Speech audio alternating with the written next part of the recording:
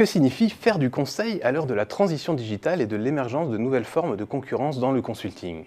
Quels seront demain les facteurs clés de succès pour s'imposer?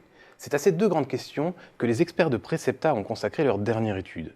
Une étude qui rompt avec les approches habituelles, car elle prend en compte l'ensemble des experts conseils aux entreprises et pas seulement les consultants en management, stratégie, organisation, représentés notamment par McKinsey ou par le quatuor EY, PwC, KPMG, Deloitte.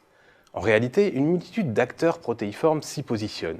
Avocats d'affaires, banques d'affaires, entreprises de services du numérique, sociétés de conseil en technologie, banques de réseau ou encore agences de communication. On peut également ajouter les cabinets d'expertise comptable qui tentent de mieux valoriser leurs prestations de conseil auprès de leur clientèle, les micro-entreprises et PME. Et le moins que l'on puisse dire, c'est que le marché français du conseil résiste à la crise.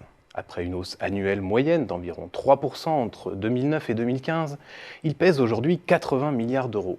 Et son dynamisme devrait se maintenir à moyen terme, quel que soit le scénario macroéconomique retenu. Dans tous les cas, selon l'avis de nos experts, les acteurs du conseil doivent réinventer leur modèle d'affaires pour profiter du potentiel du marché français et ne pas se laisser dépasser par de nouvelles formes de concurrence. En effet, les trois piliers sur lesquels ils sont construits, c'est-à-dire la marque, l'expertise et les outils intellectuels, ne permettent plus de créer ou de capturer suffisamment de valeur. En clair, les taux de marge d'exploitation baissent dans la plupart des métiers du conseil. À l'origine de ce repli, un renforcement assez net des forces concurrentielles dû à l'arrivée de nouveaux entrants et aux pressions tarifaires des clients. Ce durcissement de la compétition résulte aussi en partie des stratégies de diversification menées par les acteurs du conseil pur, par les agences de communication et les acteurs IT. Des stratégies poussées par les effets de la transition numérique et qui abaissent les frontières entre des métiers autrefois bien distincts. La refonte des modèles traditionnels se pose donc avec acuité. Selon les conclusions de l'étude Precepta, la réussite future des entreprises de conseil dépendra de leur capacité à créer des ponts avec des expertises éloignées de leur cœur de métier afin d'améliorer la valeur perçue des offres.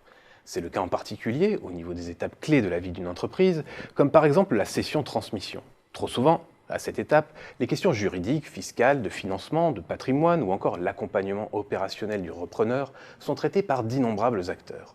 Il est temps aujourd'hui de former des écosystèmes d'affaires afin de proposer des offres beaucoup plus cohérentes. Véritable guichet unique pour les entreprises ou les dirigeants, ces écosystèmes permettraient de mieux répondre à leurs attentes, comme l'ont déjà compris certains acteurs hybrides dans la phase de création d'une entreprise, à l'image de The Family, à la fois société de formation, société de conseil et fonds d'investissement pour les startups.